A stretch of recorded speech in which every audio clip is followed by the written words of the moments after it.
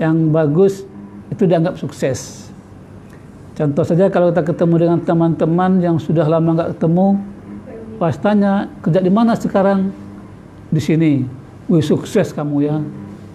Udah berapa mobilnya? Sekian. Sukses kamu ya. Tapi Allah menyatakan itu bukan kesuksesan. Nah, Allah menggambarkan kepada kita bentuk kesuksesan itu ialah Allah jauhkan kita dari neraka dan dimasukkan ke surga. Itu baru sukses. Ya.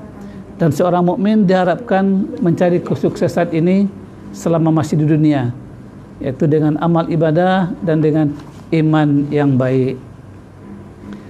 Yang keempat, dunia adalah kehidupan yang menipu. Jadi dunia yang kita miliki ini, ya, yang kita berada di dalamnya, bentuk kehidupannya adalah kehidupan yang menipu. Wamal hayatud dunya illa mata'ul ghurur. Kehidupan dunia itu tidak lain hanyalah kesenangan yang memperdayakan. Jadi kehidupan dunia bukan sebenarnya. Ya, itu makanya ada beberapa penyanyi menyatakan dunia ini panggung sandiwara, dunia ini hanya hiasan. Nah, dan ayat mengatakan dunia hanyalah kesenangan, tapi kesenangan yang memperdaya. Jadi hati-hati kita di dunia ini, ketika kita ingin berbuat baik, ada saja yang menghalangi kita, melaranglah, jangan berbuat begini, jangan buat begitu, atau bisikan-bisikan dari iblis, setan, sehingga kita tidak mau untuk berbuat kebaikan. Dalam hadis yang diriwayatkan oleh Tirmizi, Rasul menyatakan, seandainya dunia ini senilai harganya sama dengan sayap nyamuk. Sayap nyamuk itu berapa harganya? Gak berharga kan? Jadi kalau andai kata dunia ini sama nilainya dengan sayap nyamuk, ya, ada nilainya gitu, maka tidak akan diberikan sedikit pun kepada orang kafir. Dan tidak ada ayat ataupun hadis pun yang menyebutkan kalau dunia itu lebih baik daripada akhirat. Ini boleh kita cari. Tidak ada satu orang ulama pun yang menyatakan dunia itu lebih baik daripada akhirat. Jadi akhirat itu lebih dari segala-galanya. Dunia itu adalah kesenangan yang menipu. Nah, sehingga janganlah kita terlalai dengan kesenangan-kesenangan itu. Kemudian tujuan hidup kita di dunia, ya, sebagaimana beberapa ayat menyatakan, kita dituntut oleh Allah hadir di dunia ini untuk beribadah kepadanya. Wa ma khalaqtul jinna wal insa illa liya'budun. Tidak aku jadikan jin dan manusia kecuali untuk mengabdi, beribadah hanya kepadaku. Nah, ibadah itu banyak aspeknya, ya. Seluruh kegiatan yang kita lakukan itu bisa bernilai ibadah kalau niatnya ikhlas, kalau caranya sesuai dengan yang diajarkan Rasul, kalau juga mencari ridho Allah. Nah, ulama menyatakan ibadah itu bentuknya ada dua. Ada ibadah khusus, ada ibadah umum. Yang ibadah khusus itu ikut pengajian, baca Al-Quran, sholat, puasa, zakat, haji, infak, sedekah. Itu ibadah khusus, berpahala kalau dilakukan. Ada yang ibadah umum dianggap orang nggak berpahala. Ya, kalau ibu-ibu mengatur rumah tangga, mendidik anak, ya, menyediakan menu yang baik untuk suami, mencuci piring juga begitu, cuci pakaian. Pokoknya rumah tangga itu dikelola oleh ibu.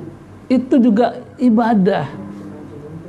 Jadi kalau andai kata kita mengerti bahwasanya kerja di rumah itu ibadah, itu enggak ada rasa kesel, ya, tidak ada rasa penat, ya, letih, karena itu adalah ibadah. Begitu juga laki-laki yang mencari nafkah di sawah, di ladang, di toko, dan dimanapun tempat, ya, itu ibadah. Nah, bahkan ibadah juga banyak dilakukan itu dalam rumah tangga. Itu makanya Rasul mengatakan orang yang belum berumah tangga itu pahalanya separuh, ya 50%. Tapi ketika sudah berkeluarga, full menjadi 100%. Jadi ini tujuan hidup kita di dunia, untuk beribadah. Kemudian tujuan hidup di dunia juga menjalankan peran sebagai khalifah. Sebagaimana firman Allah dalam surah Al-Baqarah ayat 130, wa idza qala rabbuka lil malaikati inni ja'alun fil ardi khalifah. Allah berfirman kepada malaikat ya ketika akan menjadikan manusia di muka bumi, Adam sebagai khalifah. Jadi kehadiran kita di dunia ini khalifah. Khalifah itu artinya pemimpin. Rasul menyatakan kullukum ra'in wa kullukum mas'ulun an ra'iyatih.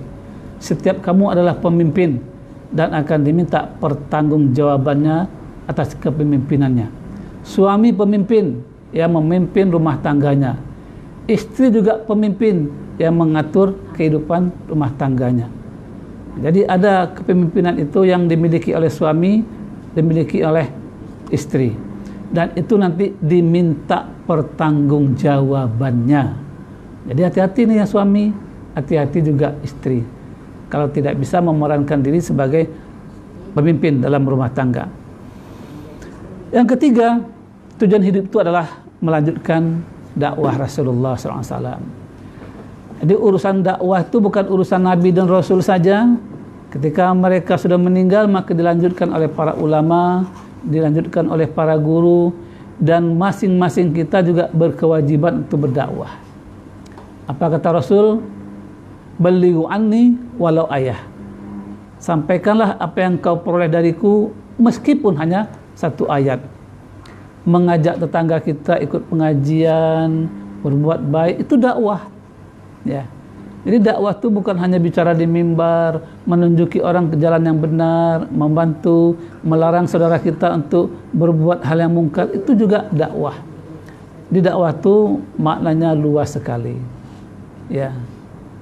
Bahkan Rasul mengatakan barang siapa yang bisa mengajak orang ke dalam sebuah majlis taklim, nah lantaran dia orang itu mendapat hidayah dan mendapat pahala seperti seekor kuda merah. Itu kendaraan yang paling mewah zaman dahulu. Nah, jadi kita isi waktu kita untuk melaksanakan ibadah dalam kehidupan ini ya dengan sebaik-baiknya. Jadi ketika kita hijrah minal jahiliyah kepada Islam, maka kita harus mengerti apa tujuan kita hidup dunia sesuai dengan ajaran Islam. Mudah-mudahan kita menjadi hamba Allah ya yang siap untuk menghijrahkan diri kita ya ilal Islam, kepada kehidupan yang Islam. Demikian saja hadirin yang berbahagia, kaum muslimin dan muslimat di mana saja Anda berada.